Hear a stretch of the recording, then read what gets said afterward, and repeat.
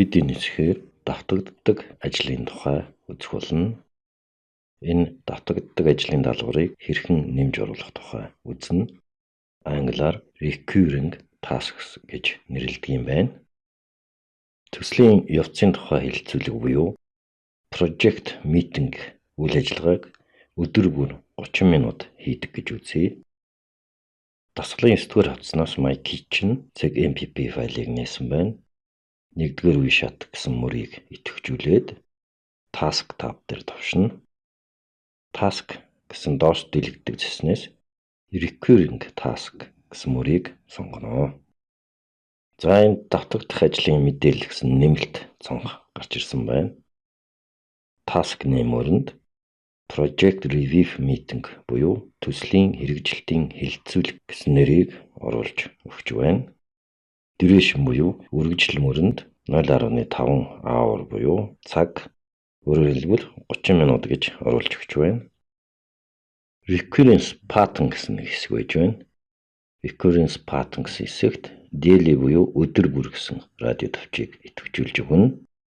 Мөн weekly буюу 7 хоног, monthly буюу сар, эсвэл жил болгон гэсэн сонголтуудыг хийж өгч болно. За энд work days гэсэн төлөвийг идэвхжүүлэх ёстой. Range of recurrence гэсэн хэсэгт төсөл эхлэх хугацаа 2016 оны 11 сарын 3, дуусах хугацааг end by гэсэн мөрөнд бас бичиж өгөх ёстой. 2017 оны 1 сарын 31 гэж оруулж өгч байна. За 87 удаа энэ үйл ажиллагаа давтагдах юм байна. За ок товчийг товшлоо. Microsoft Project програм маань өдөр бүрийн 30 минутын давтагдах хэлэлцүүлэг бүрийг Project Review Meeting гэсэн нэрээр оруулж өгсөн энд харагдаж байна. Дугаарлалт бүрийн хойно жижигрүүлсэн айконууд байна. Маузны сумаа тэр газар навьячхад мессеж гарч ирж байна.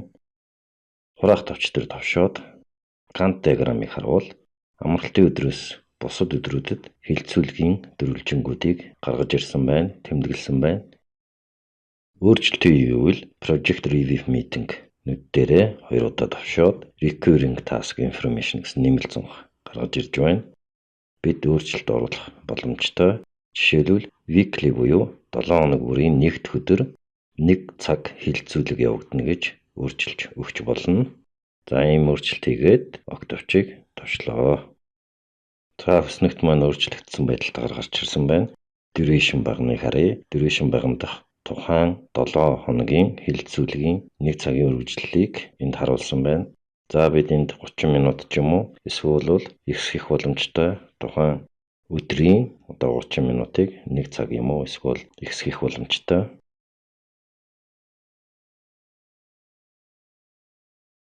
За энд resource names гэсэн баганд бид нөөцийг томилох боломжтой. Энд доош дэлгэдэг цэснээс нөөцүүдийг сонгох боломжтой. Эсвэл 2 дугаар мөрнөөс 19 дугаар мөр хүртэл сонгоно идэвхжүүлээд Information icon дээр товшъя. Multiple Task Information буюу хэд хэдэн ажлын даалгаврын мэдээлэл гэсэн нэмэлт цонх гарч ирсэн байна. Эндээс бид Resource буюу нөөцүүд гэсэн тав дээр товшино. Resource Name гэсэн баганд эхний хоосон нүд дээр нь товшоод дэлгэгдэх зэснээс бид нар Project Manager гэсэн сонголтыг хийгээд ок товчийг товшлоо.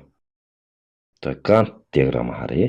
Gantt диаграмаас харуул Project Review Meeting мөрний дагуу дөрвөлжингүүд бий болсон нь харагдаж байна.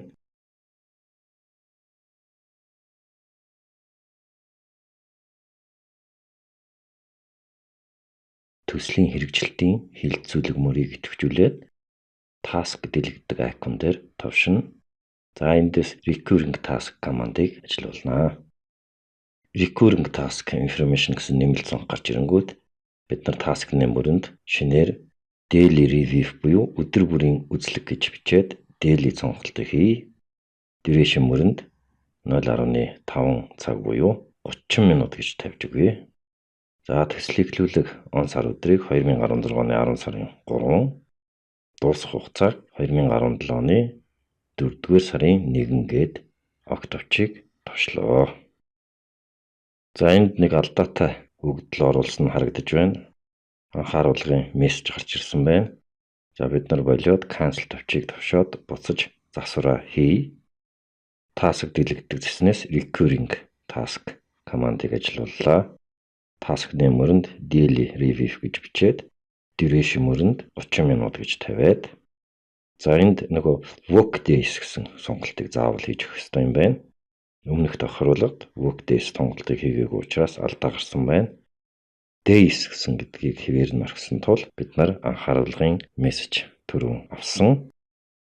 За одоо work days гэсэн тохируулгаа хийгээд 2016 оны 10 сарын 3-наас 2017 оны 4 сарын 1 гэж тавиад ок товчийг товшлоо. За өдөр болгон энэ үйл ажиллагаа явагдах тул 2-оос 131 гэсэн мөрөг гарч ирсэн байна. Тэгээ 2-оос 131 дугаар мөрийг идэвхжүүлээд Information tab дээр товшоод нэмэлт цонхноос Resource tab дээр товшъя. Resource name баганд Project Manager-ыг томилж өгч байна. Ок товчоо товшоод снэгтийг эргэж харъя. Daily Review гэсэн мөрөө бий болсон байна. За энэ томилгооны давхцал үүссэн хэсгийг харъя. Томилгооны давхцал үүсээгүй байна. Зарим тохиолдолд томилгооны давхцал үүсдэг. За бид нар өмнө үзсэн томилгооны давхцлыг хүний дүрс бүхий айконоор гаргаж ирдэг. За энэ тохиолдолд асуудлыг яаж шийдэх вэ гэсэн асуулт байна. Энэ асуудлыг шийдэхин тулд ажлын цагийн календарт төслийн менежер ч юм уу тухайн нөөцөд ажлын цагийг эхлэх дуусах хугацааг нь өөрчилж өгч болно. За ийм байдлаар бид нар энэ хэсгээр давтагдах ажлын даалгаврыг ажлын өснөгт рүү оруулж засвар хийх ойлголтыг үзлээ. Мөн давтагдах ажлын даалгавар руу нөөцийг хэрхэн томилох тухай ойлголтыг энд үзлээ.